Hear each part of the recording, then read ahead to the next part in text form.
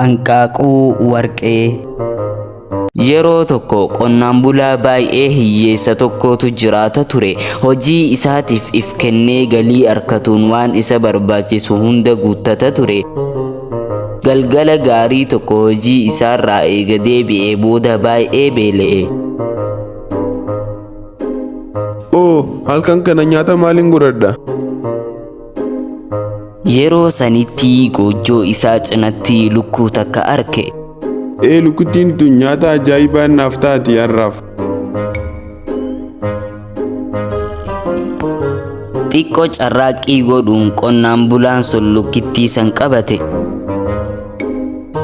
Yaa qotee bulaa maaloo na hin ajjeesinaan siin fayyada. Kun maali lukkuun dubbachuu dandeessi? Hayyee ani ammas hin ajjeesu garuu akkamitti na gargaarta dafii natti himi. Yoo na ajjeesuu baatte guyyaa guyyaan hanqaaquu warqeetiin siif hanqaaqa. Maal?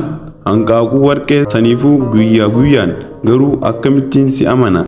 Yaa qonnaan bulaa mee na amani yoon boru hanqaaquu warqee hin hanqaaqne yeruma san na ajjeesi. Gaariidha hanga borutti siin eega. Qonnaan bulaan lukkittii san osoo hin ajjeesin dhiise.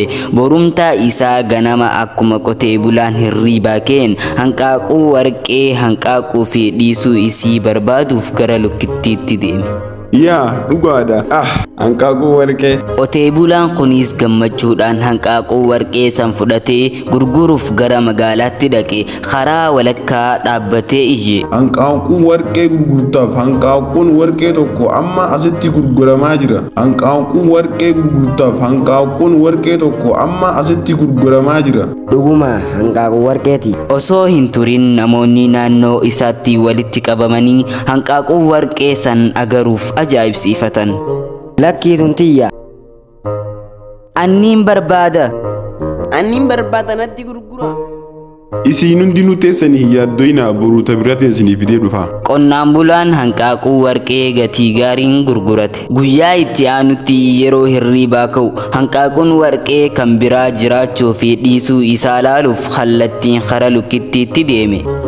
Gaariidha baay'ee gaariidha. Hanqaaquu warqee kan biraa karaa sirriitiin hin gurguran. Baay'ee gaariidha. Ammas magaalaa dhaqe hanqaaquu san gurguruuf. Hanqaaquu warqee gurgurtaaf meeqa akka barbaaddu natti himi. Guyyaa san booda lukkittiin guyyaa guyyaan hanqaaquu warqee hanqaaqxe. Qonnaan bulaan sun ni soorame sababa hanqaaquu warqeetiin.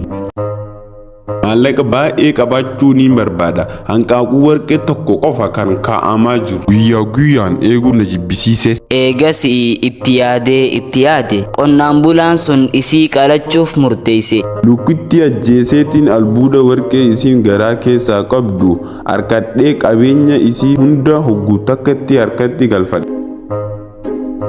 Eega qalee lukkittii san keessaa humaa hin arkanne. Kun ta'uu hin danda'u. Albuudni warqee eessa jira? Qabeenyi eessa jira? Amma ani lukkittii fi hanqaaquu warqee hin qabu. Amma maaliin godha? Safuun seenaa kana duuba jiru fedhii kee guutuun ni danda'ama garuu araada kee guutuun hin danda'amu.